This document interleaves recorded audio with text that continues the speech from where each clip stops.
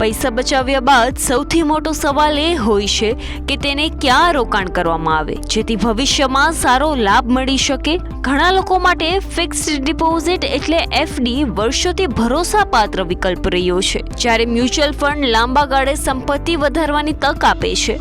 પરંતુ બંનેની કામ કરવાની રીત એકદમ અલગ છે. એક તરફ એફડીમાં વળતર પહેલેથી નક્કી હોય છે, જ્યારે મ્યુચ્યુઅલ ફંડનું રિટર્ન બજારની ચાલ સાથે બદલાય છે. એટલે માત્ર ક્યાં વધુ રિટર્ન મળશે એ સવાલ કરતાં મારા માટે કયું રોકાણ યોગ્ય છે એ સમજવું વધારે જરૂરી છે. એફડીમાં શું મળે છે સુવિધા? ફિક્સ ડિપોઝિટમાં રોકાણકાર એક નક્કી રકમ બેંકમાં ચોક્કસ સમયગાળા માટે જમા કરે છે. તેના બદલામાં બેંક નક્કી કરેલા વ્યાજ દર પ્રમાણે વળતર આપે છે. એટલે રોકાણ કરતી વખતે જ તેમને અંદાજ હોય છે કે મેચ્યોરિટી પર કેટલી રકમ મળી શકે છે.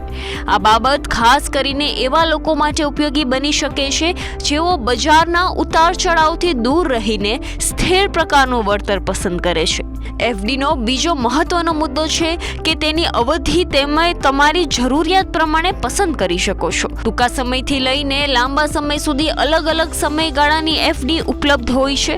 જોકે એફડીના વ્યાજ પર લાગતો ટેક્સ અને સમય પહેલા પૈસા ઉપાડવાની શરતો જેવી બાબતો પણ રોકાણ કરતા પહેલા તપાસવી જરૂરી છે. બેંક ડિપોઝિટ માટે DICGC હેઠળ સામાન્ય રીતે પ્રતિ બેંક પ્રતિ જમા કરતા ₹5 લાખ સુધીની ડિપોઝિટ ઇન્સ્યોરન્સ કવર મળે છે.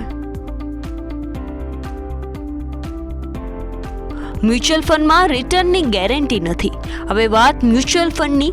અહીં રોકાણ કરવાના પૈસા વિવિધ પ્રકારની સિક્યોરિટીમાં રોકવામાં આવે છે અને ફંડનો પ્રકાર પ્રમાણે તેમાં ઇક્વિટી, ડેબ્ટ અથવા અન્ય એસેટ્સનો સમાવેશ થઈ શકે છે. ખાસ કરીને ઇક્વિટી મ્યુચ્યુઅલ ફંડમાં રિટર્ન શેર બજારની કામગીરી સાથે જોડાયેલું હોવાથી તેનો ભાવ સમય પ્રમાણે વધી કે ઘટી શકે છે. એટલે મ્યુચ્યુઅલ ફંડને એફડી જેવી નક્કી વ્યાજવાળી યોજના માનવી યોગ્ય નથી. SEBI પણ સ્પષ્ટ કરે છે કે મ્યુચ્યુઅલ ફંડ રોકાણમાં માર્કેટ રિસ્ક હોય છે અને અગાઉનું પ્રદર્શન ભવિષ્યના રિટર્નની ગેરંટી આપતું નથી. રોકાણકાર પોતાની જોખમ લેવાની ક્ષમતા પ્રમાણે ફંડ પસંદ કરી શકે છે અને ડેસ્ક સ્કીમનો રિસ્કોમીટર પણ જોવાઈ શકે છે.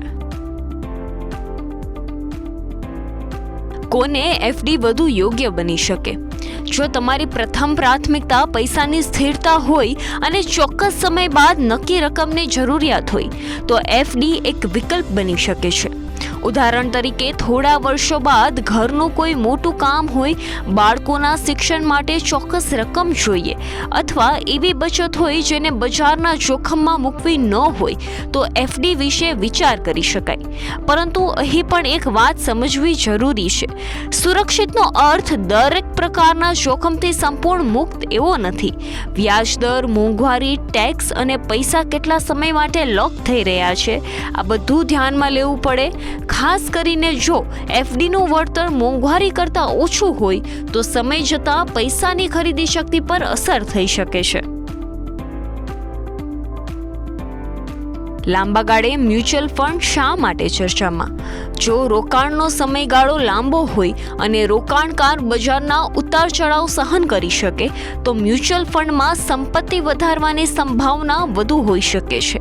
ખાસ કરીને ઇક્વિટી ઓરિએન્ટેડ ફંડ્સમાં લાંબા સમય માટે રોકાણ કરવાથી બજારની વૃદ્ધિનો લાભ મળવાની શક્યતા રહે છે, પરંતુ આ સાથે નુકસાનની શક્યતા પણ રહે છે.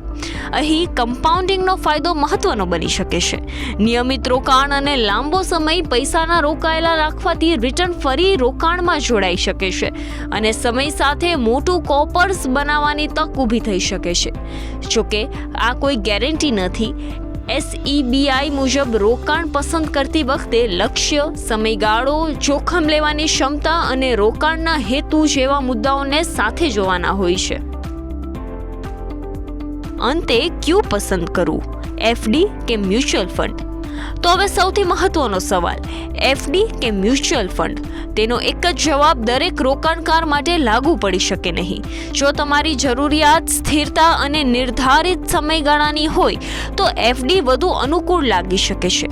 બીજી તરફ જો તમારું હેતુ લાંબા ગાળે સંપત્તિ ઊભી કરવાનો હોય અને તમે બજારના જોખમને સમજીને રોકાણ કરી શકો તો મ્યુચ્યુઅલ ફંડ વિચારવા યોગ્ય વિકલ્પ બની શકે છે. ઘણા રોકાણકારો માટે બંને વચ્ચે પસંદગી કરવાની જગ્યાએ પોતાના લક્ષ્ય પ્રમાણે અલગ અલગ રોકાણ સાધનોનું સંતુલન રાખવું પણ એક રસ્તો હોઈ શકે છે. સૌથી મહત્વની વાત એ છે કે માત્ર ભૂતકાળમાં કોઈ રોકાણને કેટલું રિટર્ન આપ્યું છે તેના આધારે નિર્ણય ન લેવો. મ્યુચ્યુઅલ ફંડનું અગાઉનું પ્રદર્શન ભવિષ્યના રિટર્નની ખાતરી નથી. રિટર્ન નહીં, પહેલાં તમારી જરૂરિયાત સમજો. એટલે એફડી અને મ્યુચ્યુઅલ ફંડમાંથી કોણ વધુ સારું છે તેનો નિર્ણય માત્ર રિટર્નના આંકડા જોઈને ન કરવો જોઈએ. તમારા પૈસાની જરૂર ક્યારે પડશે, તમે કેટલું જોખમ લઈ શકો છો અને તમારું નાણાકીય લક્ષ્ય શું છે, આ ત્રણેય બાબતો પહેલાં નક્કી કરો. ત્યારબાદ જ રોકાણનો વિકલ્પ પસંદ કરો. કારણ કે યોગ્ય રોકાણ એ નથી જે સૌથી વધુ રિટર્નનું વચન આપે, પરંતુ જે તમારા લક્ષ્ય અને જોખમની ક્ષમતા સાથે યોગ્ય રીતે મેળ ખાય.